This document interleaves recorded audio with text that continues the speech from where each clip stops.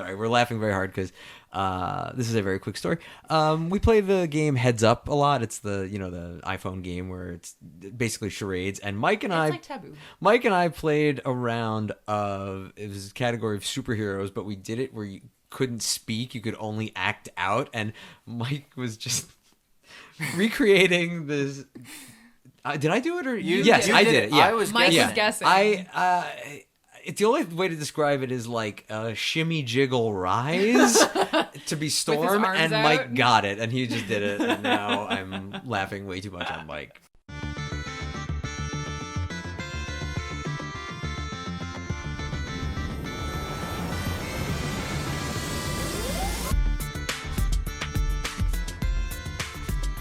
Hi, everyone. Welcome to episode 8 of My Nerdy Year. I am your host, Dan Peck. With me is Lauren Bergher. Hi. Joining us again is Bridget Bowes. What's up? And returning from the Back to the Future episode is Mike Urbanski. Aloha. And we have a brand new panelist.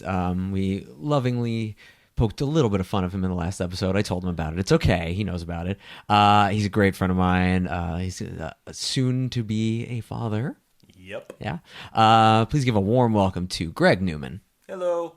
That was warm. That's pretty warm. That was warm. He's a very warm Yeah. person. Thank you. All right, another episode, another topic. This week's topic is San Diego Comic-Con, the biggest. Is it the biggest? It's probably the biggest. The biggest for sure.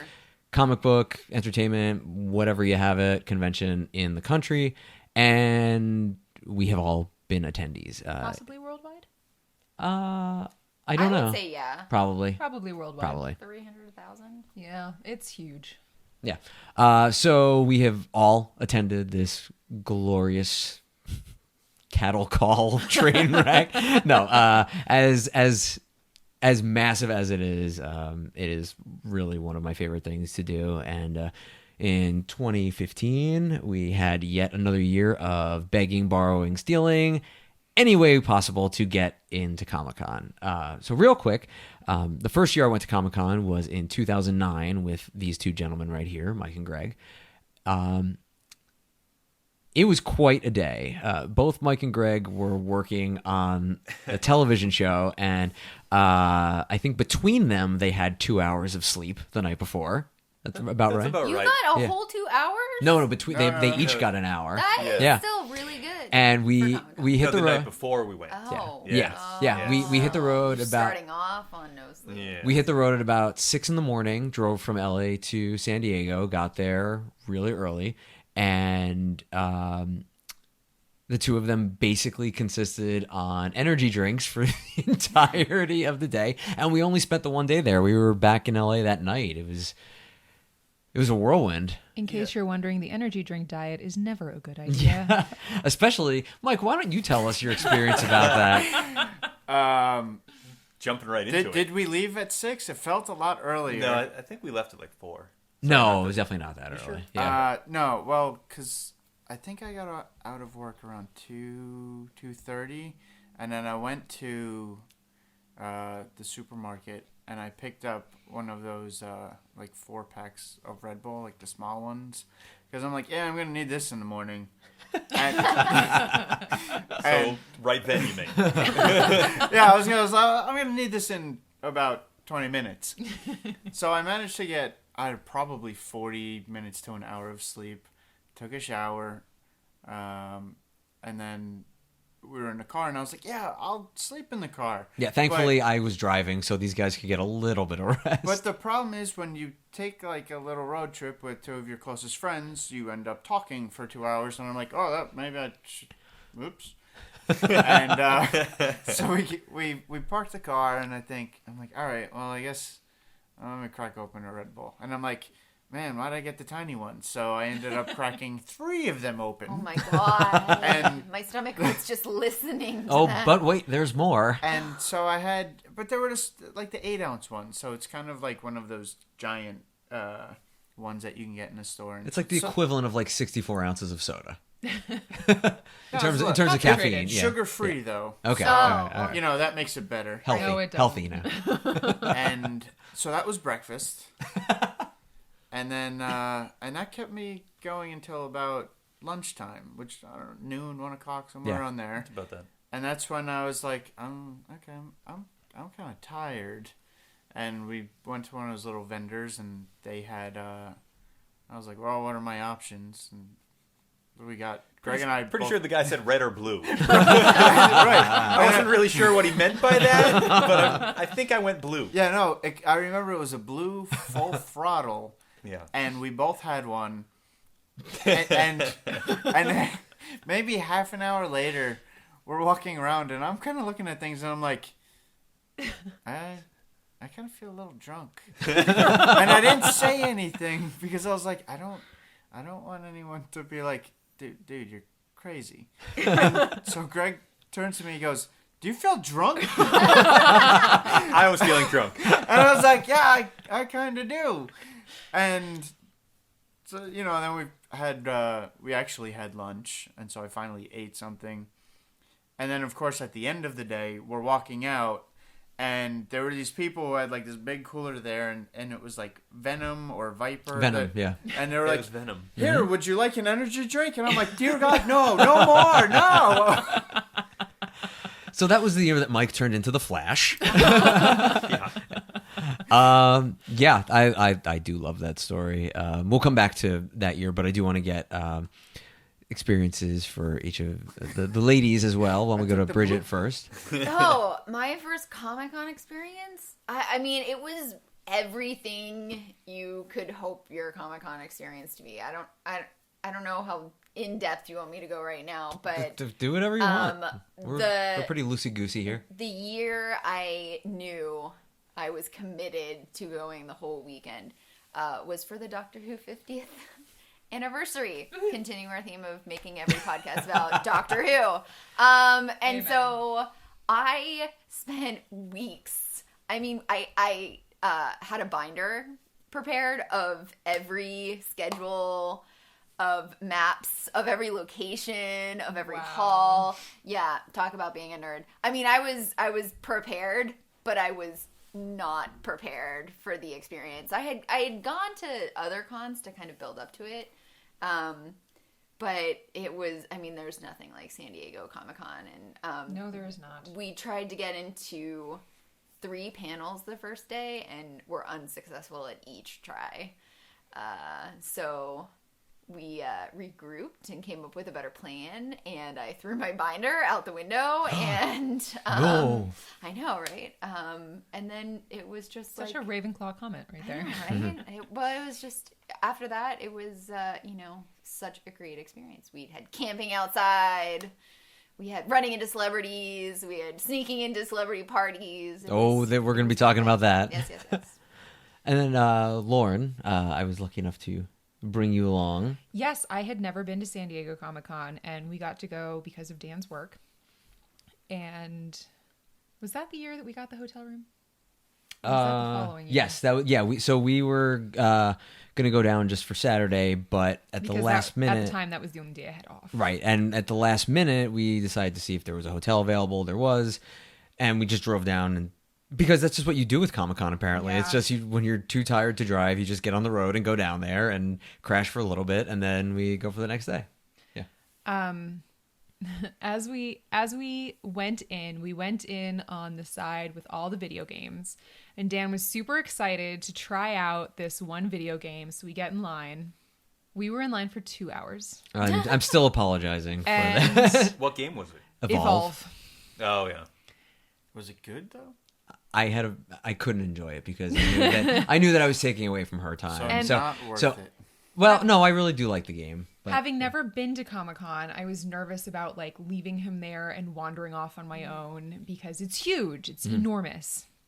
And so by this point, I'm in not the best mood. I'm actually rather pissed. He still jokes that Evolve is my least favorite game. Is and that when we I are ran mortal into you enemies. guys on the I floor? think so, yeah. Okay. But the good news is That I do let him play Evolve. no, I was gonna say the good news is your second experience, Well- 2015, was a much better experience So for you. in 2014, there are these guys, and these guys make these gaming tables, and the gaming tables are amazing. The company is called Geek Chic, and the craftsmanship on these tables is ridiculous. Greg would lose his Oh my mind god, over these you gaming would! tables. They are unbelievable. I've seen them online before, and In person, they are like a million times better than they are online. Yeah. You have to see them in person. But I bonded with the guys who work there over bourbon because I have probably forgotten more about hard liquor than most people will ever know. And they were very impressed with that. So we became friends with them. Problem, though. I was gonna say a common theme for Comic-Con seems to be drunkenness and booze. I'm Yes. just saying. Whether you try booze or not. But mine is like magic. I got drunk without booze. Yes. So last year, when we got there, we were staying with a friend of ours. And as a thank you to him and the person who got us our tickets, I made cookies. Along with those cookies, I made 14 dozen cookies in multiple containers to take with us into Comic-Con. Yes, we learned that cookies are the currency to friendship. Yes. I remember it was about 3:00 in the afternoon. We were standing in front of the booth that sells all the multi-sided dice. And the girl was asking me, oh, can I help you with something? I said, oh, I'm just looking, but until I decide, would you like a cookie? And she just looks at me, big eyes, jaw dropped, and goes, really? Really? You're offering me a cookie? I think she hadn't left that booth all day. I think And food all is of a- hard to come by down there. It is. It is. All of a Really is. sudden, 9 other people who work at that booth are there going, wait, I heard cookies? There are cookies? Can I have a cookie? Yeah, I have friends who like will work conventions and stuff like that, and one of the biggest problems is they're basically stuck at their booths Yeah. all day. So we've now just taken to Bringing cookies. bringing cookies for the vendors, and we don't expect anything for No. it. We've been given stuff as thanks, Yeah. but it just makes their day. Well, It does. That might be something to do the next time you go, is to go with a giant vat of cookies and to see what you can walk away there with. It's almost like that paperclip thing. Remember that guy that Yeah. traded a paperclip for a Porsche or something like Right, that? So just see what you can walk out of it with. We were given, we were at the Adobe booth, and Yeah. they were showing off some 3D printed, like figurines that they had made, and one of them was a weeping angel from Doctor Who, and it was really cool. And I said, "Oh, this is great. Can I buy this from you?" And they said, "Well, it's not for sale." And we're like, "Oh, okay, that's fine. Hey, do you want some cookies?" And by the end of the weekend, they ended up just giving Giving it to us. the Yeah. weeping angel, and it was unbelievably nice of them, and they were even so appreciative of it. They said, if you ever find yourself up in Northern California, I don't remember what city, they're like, was come San on by. Jose. Yeah, they're like, come on by, we'll show you around, we'll give you a tour. I'm like, all right, They cool. offered to do like a full 3D body scan of us. It was Yeah. kind of awesome. So cookies are a good Cookies form are of- the You way know. to make friends Yeah. with Bribery. people. Yeah. Yes. That is the currency of Comic-Con. Yeah. It is. And I made a beeline for the Geek Chic guys, and I had the cookies, and one of them comes over and he's like, I saw your hair come down. And I'm like, I knew that was Lauren. And the owner of Geek Chic has the same medical condition I do, and so we have bonded over that, and he lets me take a nap in the back if I need to, which is really nice of him. Oh yeah, because as we learned from the Greg and Mike story, it's easy to run out of fuel. What's really funny is last year they had this big gaming event that they were doing in the city, like right there, not in Comic-Con, but in like the area. And we went and we ended up making friends with this awesome artist who was so thankful for the cookies. He gave us 3 of his pieces of work and signed them. So we're gonna move on a little bit from this. I want to talk about the panels. Now we were saying that the first year we went, that Greg was very excited for the Chuck panel. Chuck's a great show. It was a It's a great great show. show. Yeah. And Greg and Mike and I were basically camped out in Ballroom 20 for a couple hours, right? I remember we were outside for a while before the Chuck panel, and For then at we were least there. 3 Red For like Bulls. 3. Yeah. Yeah. 3 Red Bulls length. Yeah. Yeah. Because then... It's also where we saw that little kid dressed as a Jawa. Yeah, that was one of my favorite parts. Just like this dad let his little kid run around as a Jawa, and I'm like, you're not going to see anything cooler. Parenting goals. I'm not Yeah. sure if it was the Red Bull talking or not, but it was definitely fun. Yeah. Made for some great entertainment. It did. And then we ended up staying, or at least I stayed, because that was the first year the Cleveland show was there, and I was there for that panel and Family Guy panel. I wanted like other panels that you guys have been to that have been like amazing. No. I'm going to throw it to you. That's all. Go for it. Bridget was so excited I couldn't even throw it to her. There were so many great panels that I got to go to my first year. since we tried to get into the big ones, like the Game of Thrones panels, and we couldn't get in, so we just gave up and started to wander into some smaller ones, but ended up in these I don't understand why they didn't have lines. We saw a full hour with Robert Kirkman talking about the Walking Dead comics, and if you've never listened to him live, he's amazing. We had a full hour with Joss Whedon. I don't even think there was a specific topic other than a full hour with Joss Whedon. We saw the world premiere of Justice League, the Flashpoint Paradox. Nice. And they brought out the whole cast afterwards. Kevin Conroy wasn't there, so I was a little bummed about that. Yeah, but they had... So not the whole cast. Well, I actually, he may not have... No, he was definitely the voice of Batman in that. But Sam Daly's son voiced Superman in that movie, so he was there. I mean, it was just... We got to see so many great panels. And then, of course, the last day, since we had missed all of the big panels all weekend, we decided to camp out starting at 8 p.m. the night before for Hall H, which I think is the only way to get in there. Unless you know people. Well, all right. Well, this was my first year, so I didn't know that there were tricks to the event, but Right, we maybe ended you up... should have had cookies. Right. Yeah. If I had cookies or Red Bull, the ticket to I would everything. have been in the game. But we ended up seeing the panel for Breaking Bad. We saw the panel for Supernatural. We saw the Doctor Who 50th anniversary panel. We saw the Community panel that was about the relaunch of the latest season. And then we saw It's Always Sunny in Philadelphia. We saw all those panels that day. It was absolutely incredible. So many good. I would like to offer a disclaimer. We don't bring the cookies as bribes. It is somehow, we're talking about the cookies like we try to bribe people. They are not a bribe. I just like feeding people, and that's my disclaimer.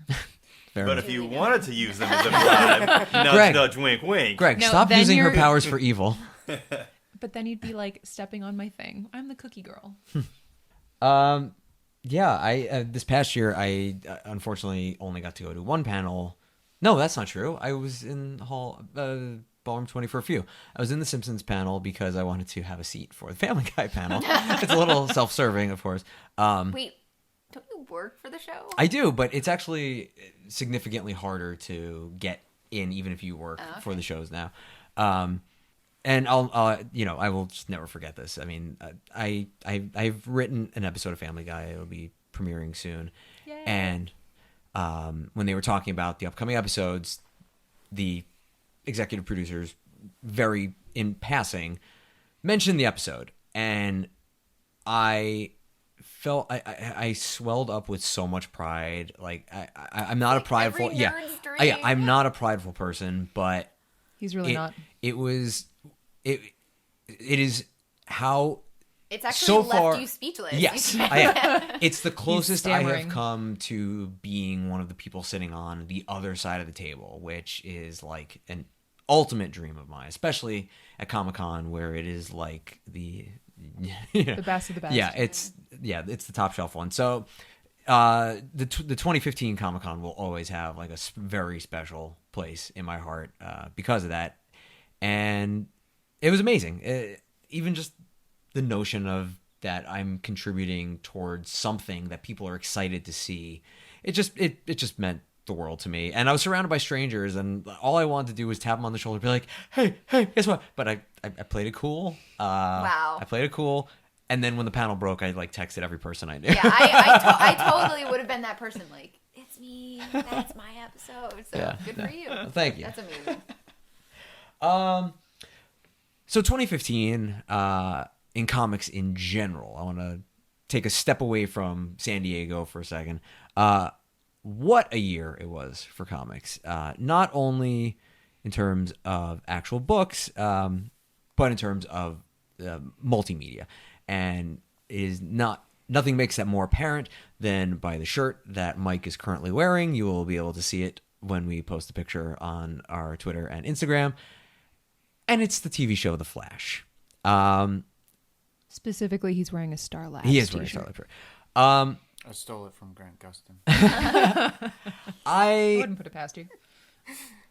unabashedly love that show. I think it might be my favorite show on TV right now. And Mike and I have had some of the best, nerdiest conversations about this show. And I want to talk about why. And I want to talk about why it's succeeding and why, there's a certain... There are things in comic book television that are working better than maybe in comic book movies in general. And I just want to, we'll take a little detour about that. Because it's so good. It is so good. I mean, I think obviously the part of it is that they really have so much more time to build the characters. But, I mean, Grant Gustin is just ridiculously awesome. He's so good as the Flash. He is. I feel like the Flash lends itself more to being great for a TV series because it has the right amount of grounded in reality while still having the superhero elements. And it's funny. It's just campy enough to make it really enjoyable. I love Arrow, but it has a tendency to go a little bit darker. Yeah, Whereas it's a different flavor. The Flash is just... It's happy, shiny, fun time. It is. It's a great superhero story, and he's a great character, and he has a great team, and all the crossovers. What more could you want? I love it so much. And it's also pretty emotional. Oh, absolutely. Yeah. I mean, And just relatable. For sure. Relatable. You can run at the speed of light. No, but I know. I'm just joking. But there's the heartbreak, and and there's the being in love with somebody and losing someone, and losing people, and that longing for family. It's very relatable. Longing for an unrequited love. I think there are certainly a lot of Plus, elements in it. wanting to be special. I think we can all relate to wanting to have powers and wanting to not be that nerdy kid anymore and really be something special and fantastic. Likewise embracing that nerdiness. Yes. I feel like the Flash is he's pretty confident in the fact that he knows he's kind of a nerdy guy, Yeah. but he's okay with that, which I think is really cool. The whole show kind of leans on that, which is great because then you get Cisco making these really 1% jokes. It's unless you know all of these fandoms, it's like, what did he just say? And then obviously the rest of us are like, Every time he makes a Doctor Who reference, I giggle inside. Yes. And then Mike has this is such a story of, I'm so jealous over this one. So Mike took a picture with his brother and his nephew, and they were all wearing Flash emblem T-shirts, and he tweeted it at Grant Gustin, who was nice enough to retweet No it. way! That's amazing. Oh, I jealous. tweeted something at him twice, and since he has retweeted it, I'm like, yeah, we could be friends. Well, my nephew loves the Flash, and so anytime I go, he's like, can we all wear our Flash shirts together? I'm like, yeah, sure. He's, I think at the time we took the picture, he was 4 or 5, so you can imagine a little kid's excitement. And my brother shows him the episode where he runs on water, and he's like, that's so cool, and then he zips around the house. I'm like, all right, now you're just making a mess. Did he try to run on water though? No, thank God. But see, I think that's something cool about the Flash that kids can really appreciate, because every little kid can run. I mean, they can pretend to run as fast, and they as all have possible. boundless energy. Right. Whereas kids can't fly. They can't pretend to. I guess you can pretend to fly. I pretended to fly when I was a kid. For You a jump second. off things? I did. It didn't work out so well for me, but I would jump off of the picnic I can't table. fly. But it's funny that you're saying that, though, because it actually sort of goes back to what you were saying about seeing the kid running around as the Jawa at Comic-Con. It's I think we're given a license to be children again, especially at these conventions. It's no, Again? yeah, still continue to be children. But it's Still, we are all still children. We are giant children. we go to these things, we go to the panels, we go to the booths, and we see people, and we just turn into little kids again. And I think one of the big examples of that was I've now been lucky enough to have been smuggled into the Entertainment Weekly party twice. Nice. The first time I went, and I just went there, and I saw immediately Joss Whedon dancing. I looked over and I saw Nathan Fillion talking to Alan Tudyk. I saw just all these people, and I almost fainted. Like it was such a sense of euphoria and joy. It's like I'm literally surrounded by my TV people. It didn't feel real. I know. Did you have a little Jiminy Cricket saying, "Play it cool, man. Play it cool"? Yes. Dan is Jiminy Cricket. I did, but at the same time, it was almost too much. Like I couldn't even stay for that long. I was just like, it was overwhelming. I was the same way. We got smuggled into Zachary Levi's nerd party, and probably a different night because all those people were still there. And we did end up like coolly walking up and like nudging our way so that we were dancing with Joss Whedon.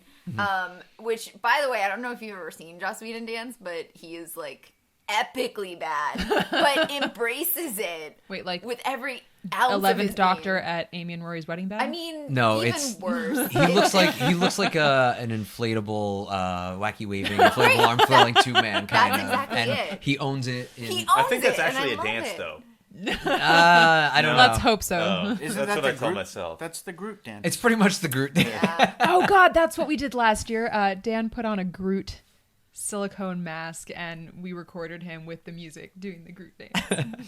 It was awesome. It was. Well, that was actually based off of how James Gunn dances. Yeah. So maybe it's just that's how directors dance. Because Specifically Marvel movie directors. that's how I dance. Probably worse, but you know. We'll be posting an example of that on the Instagram page. We Sure. will just post Dan dancing as Groot. Yeah. You'll have to guess that it's me because the mask is really But we'll screen post it on accurate. there. Yeah. We'll know you're a Groot. Yeah. I am Groot. Exactly. Did you ever see We are it was Groot. Superman 3? When Unfortunately. there's a part where Clark Kent is dancing at like his high school reunion or something.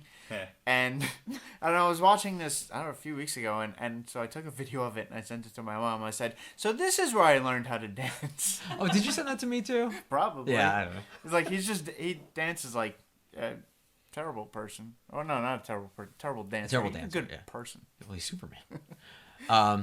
But at the going back to the party thing, I had my first encounter with the doctor at that party. But I didn't know it. I mean, Which 'cause doctor? it was Matt Smith, but I had He not. was at my party too. Are you sure?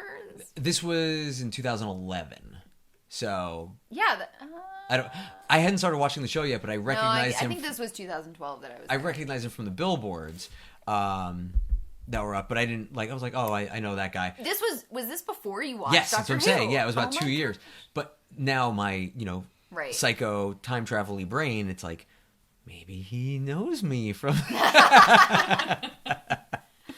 No, Well, but yeah, the second time I got to go, I was a little more composed and got to talk to some great people. Actually, I met Manu Bennett from Arrow. He was still on Spartacus at that time, and I didn't really know who he was, to be perfectly honest, but just started talking to him because he's just a giant man. Yeah. And I was like, he's like, oh, where do you work? And I said, oh, I work at Family Guy. He's like, really? And he's like, apparently of the Spartacus cast. I'm just gonna we're start huge telling fans. people I work at Family Guy. Well, 'cause Manu you picked get me such up big and affection. hugged me. He like basically like bear hugged me, and then later that night I was talking.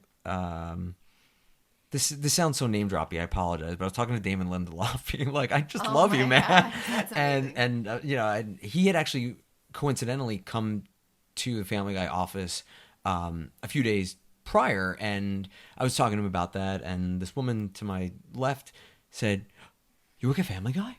And I turned and looked, and I was like, yeah. And I didn't realize it was Emily DeRavin, or however you say it, from Lost. And once upon a time, I was like, Claire, you're Claire. No, I didn't actually say it, but she could not. She was geeking out at me. I was like, no, hold on one second. I have to geek out at you, and it's weird. I love being geeked out at, but I don't know how to handle it because I'm so used to the direction going the other way. But that's what's really cool about Comic-Con is I feel like you do run into those people that are just kind of available to you. Like I was there. This was also the first year I was there, and we were just walking around, close to the convention center, and all of a sudden we just see David Bradley walking down the street, who is Filch from Harry Potter, and Walder Frey from Game of Thrones. Anyways, he was just walking with like this, assistant guy, but all these people were around him. Nobody was going up to him. So I finally walk up and I'm like, "Oh, please, Mr. Bradley, may I take a picture with you?" And then he proceeded to first he asked if he could take a picture on his camera too of us. And then he proceeded to just stand there and talk to us to the point where I ran out of things to say, and I think he would have just kept talking to us. He was so excited to be there, and I had TARDIS leggings on, and so I was talking to him. It was right before An Adventure in Space and Time came out, and he was talking about how they wouldn't let him keep his Doctor Who costume, and he was really upset about it. But it's such a special place to have all these celebrities from all these genres just right there. It was fun the first year we went because the downside of Mike and Greg being so tired had an upside, and it was that they knew people. So I'm gonna let one of you guys tell, but that was the first VIP experience I felt like I'd ever really had at anything. Yeah, but I feel like a lot of people are gonna hate me for saying Okay, this. then So, well, no, I mean, it's okay. Remember, I was drunk off of energy drinks. Which is a different You kind were of drunk, punch in drunk. case you haven't experienced it. You Yeah. were punch drunk. It's very different. And it was what, 2009. Yeah. And Dan and Greg were big fans of Chuck, as we talked about, and they were doing like a cast signing, and the line wrapped around the room, and I was like, "Oh, I got this," and they were like, "Well," I was like, "Just follow me and just play along." And No, he's not It was even liquid joking. courage. Yeah. No, actually, I'm more of the type of person who does this anyways. But so I went up to, I don't know, a security person, whoever was, escorting people through the lines or whatever. And I said, "Excuse me, but my boss is over there and I'd like to go talk to him." This is true. I did not lie. Because David Nutter was on the other side of the table with the show that Greg and I worked on. And I said, "Well, I want to go say hello to him," which I did. But I also took them over to meet the whole cast, and we basically jumped the whole line. Yeah, we got pictures with everybody too. Yep. And they were like, "Who are you?" And I said, "Here's my Warner Brothers ID. I work there. That's my boss. I'm gonna go. Thanks." And he was like, Well, "Alright." it was also the Warner Brothers section, so it Yes. wasn't Yeah. like we were just whipping a badge out being... Right. It wasn't just. FBI. Yeah, exactly. Yeah, it wasn't like I was like, "I'm better than you. Let me pass." It was, "These are my people. I would like to see them." And it was funny because also the cast for the show you guys were working on were Yeah. there, so you're like, "Didn't I just see you a couple hours ago?" Right. Yeah. And we didn't. We didn't get their autographs. I mean, because I could have got them at any time. Because we saw them Monday morning. Right. Because I saw them like 4 hours before. But we did make sure to say hello to everyone, and David was very appreciative that we went over to say hello to him. So Mhm. And it was cool to meet him because he's a phenomenal director. he's probably the best TV or most successful pilot director, at least. But Yeah, he Yep. did Flash. He's done some amazing episodes of Game of Thrones. every show you watch, he has done that. Yeah. But so it wasn't to spite everyone else. I did have And- other motives. Also, I do remember we were actually at the tail end of the line too. It was like it wasn't like we were pushing people out of the way who had been waiting for a while. It was like, all right, yeah, it's winding down. You guys can jump in. So we weren't abusing our power. We were using it respectfully. Yeah, you were so- using your power for good. Speaking of good guys, let's talk comic books. Okay. How was that? Was that That's a good segue. Awesome I don't- segue. So smooth. Just like him. So I read a lot of comic books, and I've been getting Lauren to read a lot of comic books. He has. This year, in 2015, Lauren read all of Fables. It was so good. It was so good. So I want to go around and see what are your favorite comics that you guys have read. It could be ongoing superhero, it could be graphic novel, it could be whatever. You can just say Batman. I don't care. Okay, fine. Batman. Well, growing up, Batman and Spider-Man were the two I read the most of. And so, of course, they're two of my favorites. Although, I think it was my 10th birthday, I got The Death of Superman, which I still have, and that's still one of my favorite comics. It is funny that you mentioned both Spider-Man and Batman because, Mike, weren't you in a Spider-Man movie? Yeah, sort of. Lauren, weren't you in a Batman movie? I was. Yeah, two of the closest people in my life have been in two of my favorite franchises.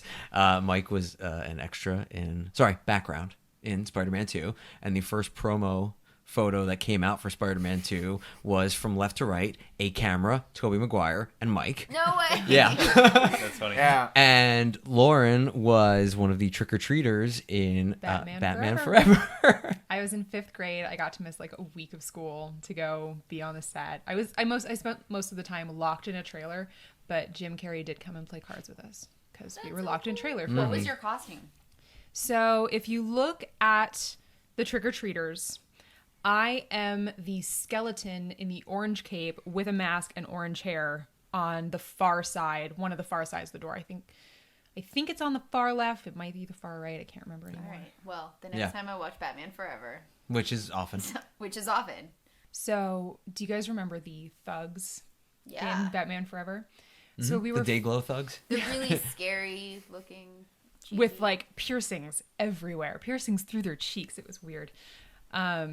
So I'm 10 years old, and we're filming this right around Christmas time in the Spruce Goose hangar of all places. And all of the thugs, all of these like skinheads got together, and as a treat for the director, they got together in a big semicircle and did the can while singing Jingle Bell Rock in full costume. And Sounds about right for the. I've had nightmares about but That is a nightmare about Christmas. that is actually my most vivid memory from shooting Batman Forever was the thugs doing the can. And it was just, oh my God, it was so funny. And then Mike had an interesting encounter in his motion picture debut. Well, when I was studying film in college, I knew, I was right outside of New York, and I knew they were shooting Spider-Man there. And so I went initially just to watch and to learn, because I feel that's a great way to learn your craft, is to watch people who have a lot more money that can do it. Yeah. In the middle of the day, I ended up crossing paths with Sam Raimi, and I thought, well, let me say hello, and just started talking to him, and super nice guy. Was asking me, about film school, how all that stuff's going, and he said, he's like, well, if you come back, he's like, I can put you into my A group of background. And I'm like, I don't know what that means. I don't really care to be on camera, but cool, if it gets me close and I get paid for it, yeah, let's do it. And he put me, I'm like right behind Tobey Maguire when he's walking by and not being a hero. Yeah, it's the scene where the guy's getting beat up in the alley, and some people have pointed out to me that I then pointed out to Mike. Mike doesn't help that guy either. If Spider-Man didn't do it, and he's got powers, I don't need to do it. I know. All right, so wait, we got way sidetracked. So let's go talk about comics again. So, hey, Greg, Yes. let's talk to you. Well, if I had to pick a favorite one, I've been making my way through the Sandman graphic novels. Oh, I love. I'm a love huge Neil Gaiman fan, so anything that he does, I like. So We were actually talking about Sandman very briefly in the past episode. Ah. Yeah, look at that. See, I like to bring things around Yeah. full circle. But when I was a kid, I used to get the most random comic books off of the rack, like at our local market, because I think I have the. This is gonna show my age, but the Mad Balls episode 1 comic book, and I don't remember what's in it, but I think I still have it at my father's place. I have a whole box full that like I go back through and I'm like, I don't even remember this thing. But yeah, so I mean, I've always kind of enjoyed a good story, whether it, no matter what format it comes in. But my favorite would probably have to be Sandman. Nice. What about you, Bridge? Well, okay, so I actually didn't grow up reading comic books. That's okay. Get out. I know, right? It's kind of surprising, but I had 2 brothers, and I basically kind of did whatever they did, and they never really read them. So I mean, I've only read a few recently. Obviously, The Walking Dead, I'm a huge fan of. They're really good. And then The Dark Knight is really good. Batman. That's Batman for those who don't know. Dark Knight Returns, you mean? The Dark Knight Returns. Okay, Yeah. Frank Miller. Yeah. And then I choose random series that are of no importance to anyone, like the Doctor Who crossover with Star Trek comic books, which are really enjoyable. Well, we have quite an abundance of graphic novels. We'll give you some reading material too. So Lauren, aside from Fables, you've read a whole bunch in the past. I have. What have you been liking? Well, okay, so when Dan and I moved in together, he thought everything of his was going to be relegated to the second bedroom, and I'm far more egalitarian than that. So we have quite a few comic books that are down in the living room, and I've made my way through at least half of the ones down there. I really enjoyed Runaways. Yeah. We have to get the rest of the series for you. Runaways is hugely enjoyable. I really like the Avatar graphic novels. I'm really enjoying them. I cannot say enough good things about Fables. Fables is fabulous. I will lend them to you. You will enjoy them. As for me, I read way too many comics, but I have a huge backlog at our place.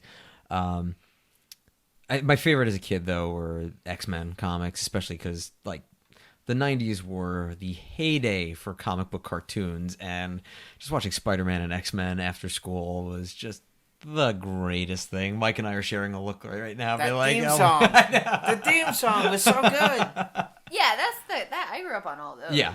I just never. I used to watch it after school, and my sister actually used to do a hilarious impression of the actress who played Storm. Like, she didn't really watch it, but my sister would just be like, "The winds are coming!" Yeah. And it was just, she always teased me for that one. But yeah, I read a lot as a kid, and then kind of, it fell by the wayside in high school, and then in college I started reading it again. I kind of got back into it with Ultimate X-Men and then Ultimate Spider-Man and all that, and then ever since then I've had a regular comic book shop that I've gone to for 12 years. That was in high school when you tried being cool. No, You're much better this way. You were experimenting. I was too busy being uncool at other things. I just didn't have time for that. I was busy being a theater dork. I am glad you left that coolness behind. I like you much better this way. Okay, so we are actually coming to the end of this episode. So, like we do with every episode, it's time for the big question. Yes. I do. This week's big question is, it's a variant of the superpowers question, which is a game I'm sure we've all played a million times. Like, if you have any superpower, what would it be? But we're going to do a slight variation on it. If you could be given control over one Infinity Stone, which one would you pick and why? And if you are unfamiliar with the Infinity Stones are, go see any live-action Marvel movie now. They all revolve around them, leading up to the upcoming Infinity Gauntlet and Infinity War, or it's Infinity War 1 and 2, but they're going to rename it. But yeah, so you got time, space, mind, soul, power, and reality. Thank you. I knew I was gonna forget. I didn't write them down. Okay, so yeah, you're given control, and you have control over one of them. Which one you pick? What do you do with it? Who'd like to go first? Anybody? Oh, dead air is always a good thing to have. I will start. All right. I think I would probably take the time stone, because then I could legitimately have a TARDIS. Mm-hmm. And who doesn't want a TARDIS? Good answer.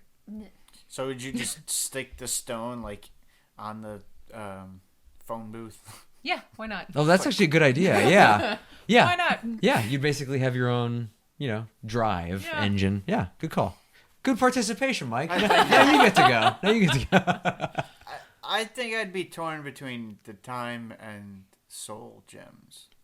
Time travel. Who doesn't want to do that? Yeah, it's an episode of My Nerdy Year. Of course, we're going to talk about time travel. I already went off on that. But, yeah. And then, I don't know. I mean, the soul gem is like the most powerful, and it's just kind of like, well, yeah, if you're going to take the most powerful one, I mean, that's kind of hard to turn down. You're like, well, yeah, okay. I could do whatever I want. Whatever you want. Plus, you could then go to the soul. There's like a soul dimension inside of it, too.